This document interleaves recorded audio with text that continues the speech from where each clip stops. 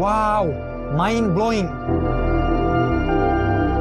অপরিসীম সৌন্দর্যের লীলাভূমি আমাদের এই বাংলাদেশ। কি নেই আমাদের এই দেশে? আছে নদ নদী, সমুদ্র, আছে পাহাড়, ঝর্ণা, এমনকি বিশ্বের বৃহত্তম ম্যানগ্রোভ বন। বাংলাদেশের সৌন্দর্য প্রকাশে আজ আপনাদের ঘুরে দেখাবো পাহাড় কন্যা বান্দরবান। তাই বান্দরবান ঘুরে দেখার পূর্বে বান্দরবান সম্পর্কে কিছু তথ্য জেনে নেওয়া যাক। বান্দরবান বাংলাদেশের দক্ষিণ পূর্ব অঞ্চলে অবস্থিত চট্টগ্রাম বিভাগের একটি প্রশাসনিক অঞ্চল। পূর্বে রাঙামাটি, খাগড়াছড়ি, বান্দরবান এই তিনটি জেলা নিয়ে একটি জেলা সংগঠিত ছিল, পার্বত্য চট্টগ্রাম। কিন্তু 1984 সালে এরশাদ সরকার আমলে এই পার্বত্য চট্টগ্রামকে ভেঙে তিনটি স্বতন্ত্র জেলায় গঠন করা হয়। বান্দরবানের আয়তন 4479.02 বর্গ কিলোমিটার, যা দেশের সবচেয়ে কম জনবহুল জেলা। আমি সহ বাংলাদেশের অধিকাংশ ভ্রমণ পিপাসু মানুষের কাছে বাংলাদেশের সবচেয়ে সুন্দর জেলা বান্দরবান। তাই সকলের মতো আমিও বলি, বান্দরবান প্রাকৃতিক সৌন্দর্যের রানী। কথায় আছে, যে বান্দরবান দেখেনি সে বাংলাদেশ দেখেনি। তাই বান্দরবানের মনোমুগ্ধকর সৌন্দর্য প্রকাশে আজ আপনাদের ঘুরে দেখাবো নীলাচল পর্যটন কেন্দ্র।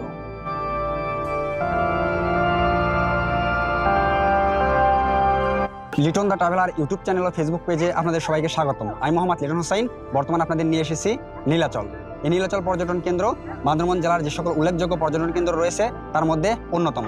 তাহলে চলুন ভিডিওটা উপভোগ করুন। আমি চেষ্টা করব এই নীলাচলের সৌন্দর্য আপনাদের সামনে খুব সুন্দরভাবে উপস্থাপন করার। তাহলে আর দেরি কেন, চলুন ভিডিওটি শুরু করা যাক। বান্দরবান শহর থেকে মাত্র 5 কিলোমিটার দূরে টাইগার পাড়ার পাহাড় চূড়ায় অবস্থিত এই নীলাচল।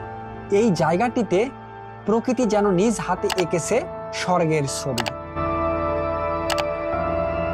আপনি যখন নীলাচলের পথে রওনা দিবেন, আঁকাবাঁকা পাহাড়ি রাস্তায় দুলে দুলে যাবে গাড়ি, যার প্রতিটি বাঁকে বাঁকে আপনি খুঁজে পাবেন এক একটি নতুন দৃশ্যপট।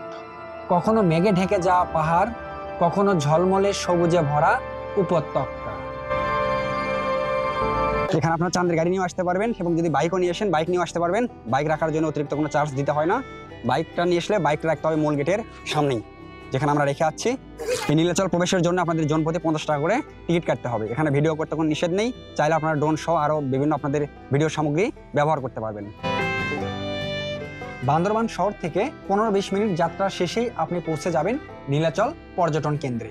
ভেতরে প্রবেশ করার পরপরই আপনি অনুভব করতে পারবেন কেন এই নীলাচলকে বলা হয় বাংলার দার্জিলিং। দেখুন চতুর্পাশে মেঘ কেমন ছেয়ে গেছে। আরও সামনে এগোনো যাক, আপনাদের এর পরিবেশটা আরও ভালোভাবে দেখাই। ভেতরে প্রবেশ করতে না করতেই আমাদের বগুড়া শহরের বেশ কিছু বাইকার ভাই ব্রাদার্সের সাথে দেখা হয়ে গিয়েছিল। তাদের সঙ্গে বেশ কিছুটা সময় কাটালাম, অনেক ভালো লাগে। চলুন এখন নীলাচলের আরো ভেতরে আপনাদের নিয়ে যাওয়া যাক। নীলাচলের সিঁড়ি দিয়ে নীলাচলের মূল পৃষ্ঠে উঠতেছি।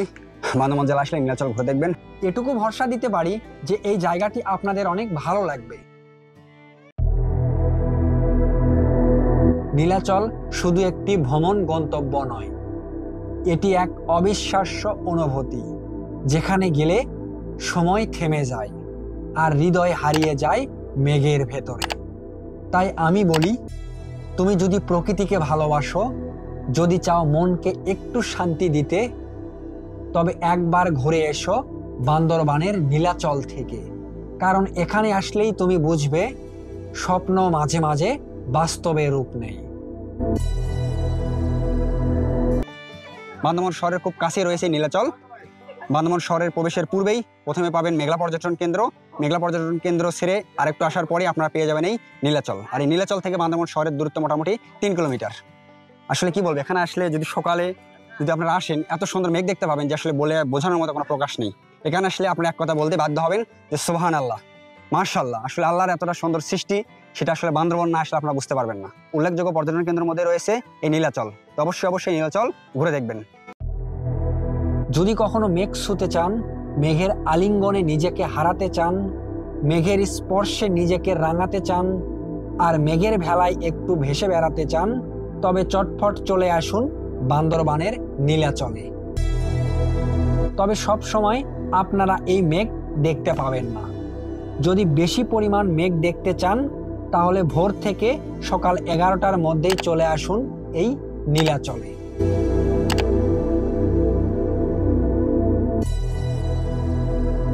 নীলাচলে আছে বেশ কয়েকটি ভিউ পয়েন্ট ও রেস্টুরেন্ট, যেখানে বসে উপভোগ করতে পারবেন পুরো বান্দরবান শহর, পাহাড় আর সাঙ্গু নদীর সুন্দর দৃশ্য।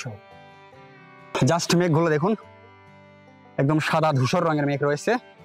আমরা জানি মেঘের 3টা স্তর হয়, সেই 3টা স্তরের মধ্যে সর্বনিচুর যে স্তর, সেই স্তর হচ্ছে এইটা। এখানে আসলে আপনার মেঘের যে নিচের যে স্তরটা আছে সেটা আপনারা দেখতে পারবেন। এটা আসলে সমুদ্র ভূপৃষ্ঠ থেকে বেশ কিছুটা ফুট উপরে। চলুন আপনাদের এই নীলাচল ঘুরে দেখাই এবং নীলাচল সম্পর্কে সম্পূর্ণ ইতিহাস আপনাদের জানানোর চেষ্টা করি। নীলাচল বান্দরবান জেলার অন্যতম দর্শনীয় স্থান, যেখানে নীলাচল পর্যটন কমপ্লেক্স বান্দরবান জেলা প্রশাসকের তত্ত্বাবধানে গড়ে ওঠা একটি পর্যটন কেন্দ্র। 2006 সালের 1 জানুয়ারি এই প্রকল্পটির উদ্বোধন করা হয়। এই প্রকল্পে রয়েছে শুভ্র নীলা, ঝুলন্ত নীলা, নিহারিকা এবং ভ্যালেন্টাইন পয়েন্ট নামে পর্যটকদের জন্য আকর্ষণীয় বিশ্রামাগার। সমুদ্রপৃষ্ঠ থেকে প্রায় 2000 ফুট উঁচু এই জায়গাটি থেকে বর্ষা, শরৎ ও হেমন্ত সহ প্রায় সব ঋতুতেই মেঘ ছোঁয়া যায়। এই নীলাচল থেকে সমগ্র বান্দরবান শহর এক নজরে দেখা যায়। মেঘমুক্ত আকাশ থাকলে এই নীলাচল থেকেই আপনারা দেখতে পারবেন পৃথিবীর দীর্ঘতম সমুদ্র সৈকত কক্সবাজার। নীলাচলের সৌন্দর্য প্রকাশ করতে গিয়ে অনেকে নীলাচলকে বলে বাংলার দার্জিলিং। আপনারা যদি বাংলাদেশ থেকেই দার্জিলিং এর কিছুটা ফিল নিতে চান তাহলে চলে আসতে পারেন এই নীলাচল পর্যটন কেন্দ্রে। দেখতে দেখতে ভিডিওর শেষ প্রান্তে চলে এসেছি।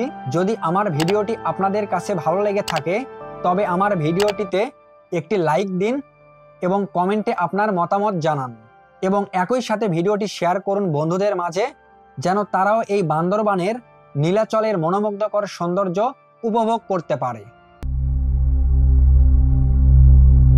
এই ভিডিওটি শেষ করতে করতে আপনাদের এই বান্দরবান সম্পর্কে একটি গুরুত্বপূর্ণ তথ্য জানিয়ে দিই। বান্দরবানের আরও একটি উল্লেখযোগ্য স্থান স্বর্ণ মন্দির।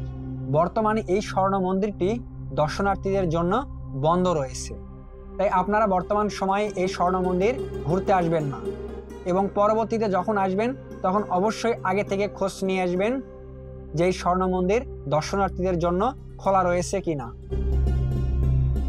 আমি 19 সালের ডিসেম্বর মাসে স্বর্ণ মন্দির ঘুরতে এসেছিলাম, তখন স্বর্ণ মন্দির খোলা ছিল, এবং বর্তমানে 2025 সালের এই সেপ্টেম্বর মাসের শেষের দিকে এখন বর্তমানে স্বর্ণ মন্দির বন্ধ রয়েছে। তাই আপনারা যারা বান্দরবান ঘুরতে আসলে স্বর্ণ মন্দির দেখার উদ্দেশ্যে আসবেন তারা এখন বর্তমানে আসেন না। এখন থেকে শুরু করে আগামীতেও বেশ কিছুদিন সময় স্বর্ণ মন্দির বন্ধ থাকবে, তাই আপনারা চেষ্টা করবেন এখানে না আসার, কারণ এখানে আসলে আমাদের মতো স্বর্ণ মন্দির না দেখে আপনাদের ফিরে যেতে হবে। শুধু দূর থেকে স্বর্ণ মন্দির উপভোগ করতে পারবেন, ভেতরে ঢুকতে পারবেন না, ভেতরে ঢুকে তার সম্পূর্ণ সৌন্দর্য উপভোগ করতে পারবেন না।